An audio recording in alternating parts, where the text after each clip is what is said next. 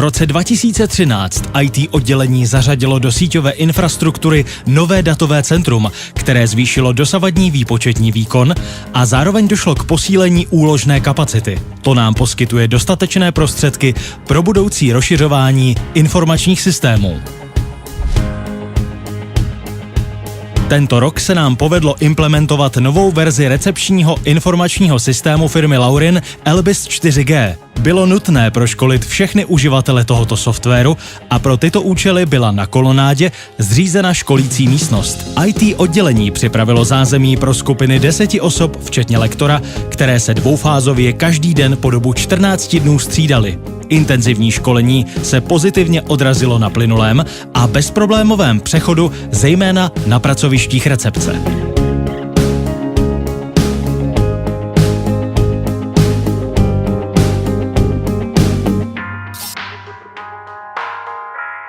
Změna proběhla také u ekonomického informačního systému.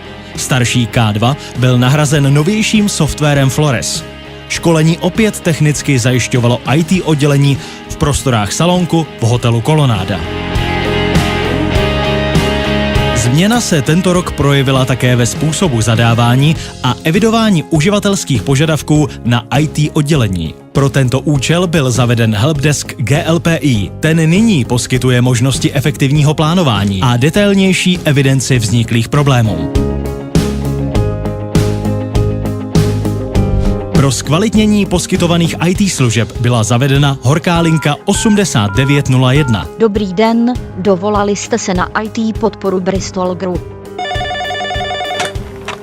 Jirka IT, dobrý den, čím vám můžu pomoct? Nově jsme spustili systém Nagios pro sledování stavu počítačové sítě. Je to silný nástroj, který poskytuje aktuální informace o aktivních prvcích sítě, serverech, spuštěných službách, koncových stanicích a tiskárnách. To nám umožňuje v případě výskytu problému okamžitě na problém reagovat. Pro uživatele to znamená, že jsme schopni řešit vzniklé problémy často ještě dříve, než si jich on sám všimne a není tedy omezován při své práci. Televizní systém společnosti Bristol Group se tento rok za asistence IT oddělení zařadil mezi nejmodernější. Během krátkého času bylo nahrazeno přes 400 starých televizí v 8 budovách novými LCD televizory. Při tvorbě zadávací dokumentace na televizní systém IT navrhovalo řadu moderních funkcí, například procházení internetového obsahu přímo na televizi nebo pohled hosta na aktuální stav svého hotelového účtu.